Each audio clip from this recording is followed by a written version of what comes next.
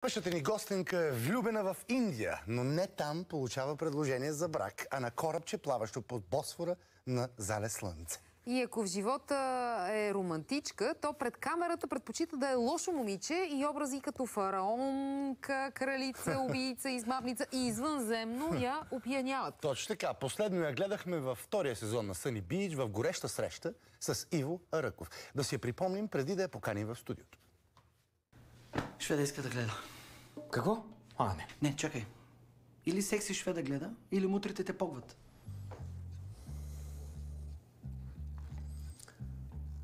$10,000. If you wanna watch, the price is 10,000 leva. Vad tror du? Ge den pengarna. Okej, 10,000. Достана и аз. Изчезни.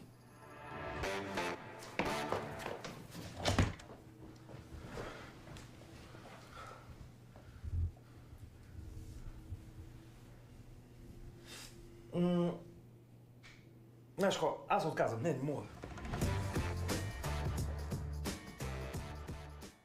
Казваме добре дошла на актрисата и модел Нели Чунчукова, която освен с Иво Ръков се е снимала с Силвестър Сталон и е дублирала Мила Йовович. Здравей! Здравейте. Не сме се виждали от няколко години. От 2 години, да. От 2 години, браво. Видяхме те сега в последното превъплъщение, така да се каже, в филма Съни Бич. Сега как е по-хубаво с Иво Ръков, с Силвестър Сталон или Мила Йовович? Сложен избор, не знам. Да, и с тримата. Избирам и тримата, да. Добре, но наистина, ето сега това беше малко неудобна сцена. Ние те виждаме, аз съм те виждал и в други такива сцени, в други филми, сериали, в които ти играеш предизвикател на млада жена. Как бориш притеснението и срама в някакъв смисъл, въпреки си актриса все пак, но това да бъдеш така разголена пред толкова много хора, пред камери, пред актьори, колеги? Ами, страха е предния ден, предната вечер почти не спа цяла нощ. На другия ден ми е нервно и в момента, в който трябва да се случи сцената, вече всичко изчезва. Колко дубала ви отне да я заснемете тази конкретна сцена с Иво Ръков?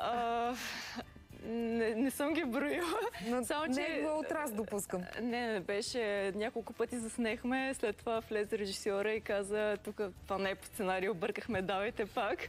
Нали, което беше смешно, защото моята задача беше изключително трудна да прокарвам ръце през плочките на Иво Ръков, което беше много неприятно. Да, много хора се интересуват. Какъв е по-усещане? Тя казва, че е било много неприятно. Неприятно в кавички, да. И после трябваше да повторим пак сцените, което, нали... Какво е усещането?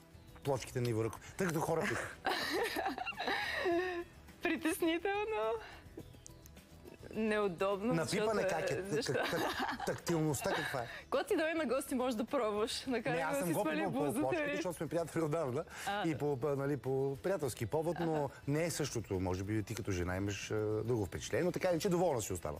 Да. Мога да заснема много такива сцени, нямам проблем. Към момента на заснемането на тази сцена, ти беше ли сгодена или още не беше?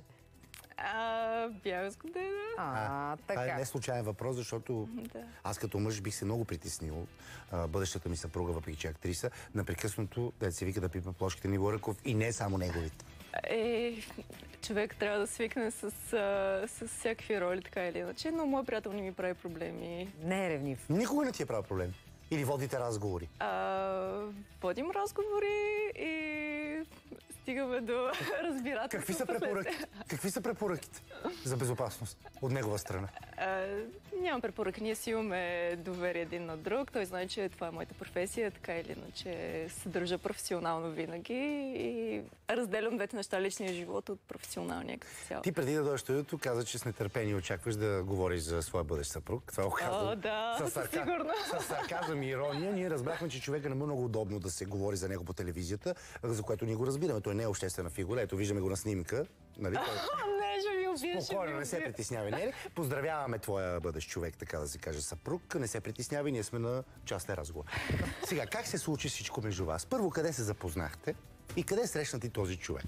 Ние се познаваме отдавна, още когато бях 12 клас. На една възраст ме, той беше 12 клас, така че историята ни е още от тогава, от Ученическа любов. Ученическа любов, да. Първа любов, ученическа любов. И през годините сте се разминавали в някакъв смисъл и сега пак се събрахте, така ли? Не, били сме заедно през цялото време. Сериозно? Да. Това колко години Първа става? ученическа любов. Аз вече не ги броя, честно казано. Ма поне 10 години, а повече. Повече от 10. И вие сте си заедно от тогава? Да, заедно сме си. Това е голям късмет.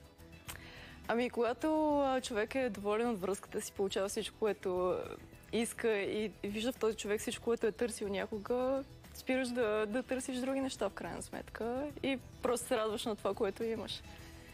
И то се стигна вече до предложение за брак.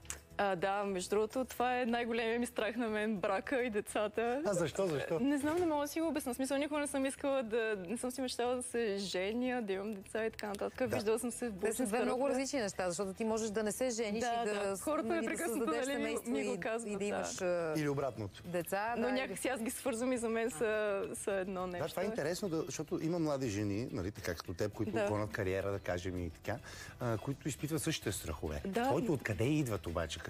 Какъв е проблема за теб? Може би, защото съм прекалено свободолюбив човек, обичам свободата си, обичам да правя каквото си искам и нали, аз нямам проблем да имам приятел толкова години, сега годинник, даже още ми е странно да го наричам годинник, но не държа да имам брак. Самия брак като институция ми е плашещо. Нали, детето е огромна отговорност, предполагам, че оттам идва страха, нали? И той знае най-вероятно за това, защото разбираме, че ти е направил един тест. Да, определено знае, да. На една от годишнините ни ми подари една кутийка, която изглеждаше като кутийка за пръст. И аз направо изтръпнах, не знам какво ми е било лицето. В първия момент. Да, обаче като го отворих, имаше бобено зърно, на което пише обичам те и тогава си отдъхнах, нали? Което размина ми се, аз очаквах, че е предложение. Като дойде самото предложение, цялата тази романтика на Босфора, за която споменахме, тогава как го усети? Ами, в момента го усетих като нещо невероятно романтично. Бях супер щастлива и през нощта пак не спах през цялата нощ. Събудих се и се задушавах. Беше много смешно, като Чандор Бинг от приятели. Нещо подобно беше. Да. Overwhelming. Беше ми... Плашещо ми е все още. Но каза да. Естествено, да. Аз държа на този човек, така че... И сега ти с този страх какво ще правиш? Преодолявам го. Окей, да разбираме, това означава, че дата за сватба планирана няма. Не си слагала дедлайн за преодоляване на страха и правене на следващата крачка. Не съм. Предстои. Просто, свиквам се. И понеже ти много обичаш да говориш за годинника си, все пак кажи ни две думи за него, нещо, което ние не знаем. Какъв тип човек е той? Толкова съм говорила в предаванията за него, че имам чувство, че... Тоест да ги изгледаме всички и ще се разбера. Много добро момче, много умен. Той какво работи? Третираме не като принцеса ми, като богиня направо. Много... Годес. Какво работи човек? IT. IT специалист? Ама програмист? Колдър? По-скоро поддръжка на среда, компютърна среда. На компютърна среда. Браво. Значи нямаш проблем с компютър у вас. Добре, сега... Определено. Много е странно актриса и модел да не шества активно и социалните мрежи, а ти си направила точно този избор. Кога и защо? Ами вече стана половин година, защото реших, че не искам да следвам това, което всички правят, а да правя нещата по мой начин, както ми идват отвътре. Искам да преживявам всеки момент в момента, а не веднага да поствам снимки и да търся одобрението на другите, колко съм щастлива или обичана, или колко е интересен живота ми, а по-скоро да си преживявам сама нещата и да се фокусирам върху това да съм по-добра в работата ми, да се задълбочавам. И да не се разсейваш допълнително. Да не се разсейвам допълнително, да, защото това за мен са нереални неща, нали, последователите, харесванията. И все пак от една страна, ти като публична фигура, нали, човек, който се занимава с публична професия, не се ли лишаваш някакси от полезността на социалната мрежа по отношение на да намериш повече работа, да речем, или да се свързваш с хората, които са твои последователи и наистина те харесват в твоята работа, за да ти дадат оценка или да просто да пообщувате, да помогнеш на някого и така нататък?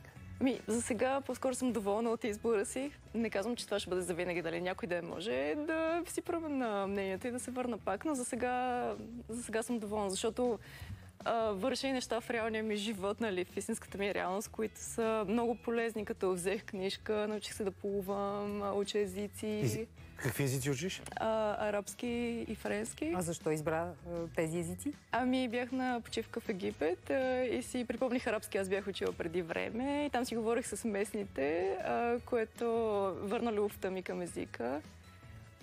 Просто намирам страсти, които ме обновяват и ме карат да се чувствам добре и които има в крайна сметка някакви положителни резултати от тях и не са просто загуба на време, както сърфиране в социалните мрежи. Да. Усъвършенства се, както самата каза ти. Именно, да. И в актьорската професия го правиш. Ти си била си на актьорските курсове на Димитър Маринов. Нали така? Там, да, присъствах на... Това казвам, че си присъствала на тези курсове. Какво успя да научиш, да кажем, от него или срещата ти с него?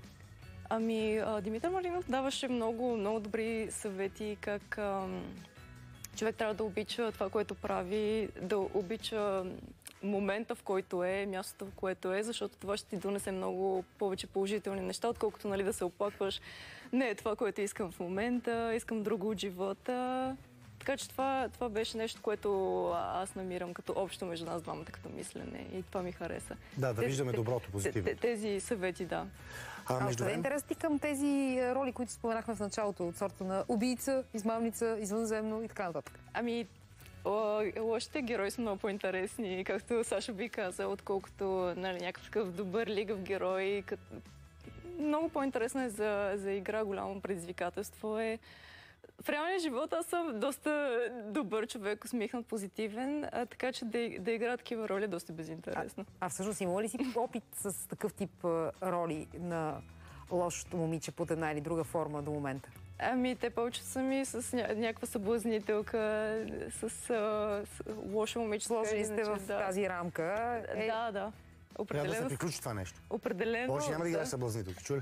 Няма, казвам край. Не го казвам. Много извънземни и масови убийци. Повече няма по-тенели за съблазнителка, това беше. Последната ти съблазнителка беше в Сари Бич. Беше, да. Сега вече играеш други неща. Да. И да завършим, при предното гостуване ти ни разказваше за това филмов проект "Нарисувай ме".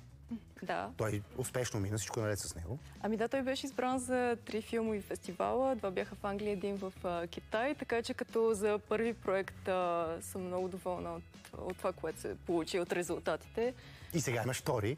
Ами да, направих още един сценарий, който е фантастика, но сега търси финансиране и е малко сложно с намирането. Да нарисуваш драконче. За това ли става да въпрос? събудиш драконче. Извинявай, да събудиш, че се... Стига с толкова рисуване. Не, подведох се. Да събудиш драконче и това е твой проект, който ти чакаш да бъде финансиран, за да се осъществи. Късометражен филм. Не, той е пълнометражен, затова е сложно. Ето, чувате ли, уважаеми зрители? Който обича дракони, да се обади сега. Да.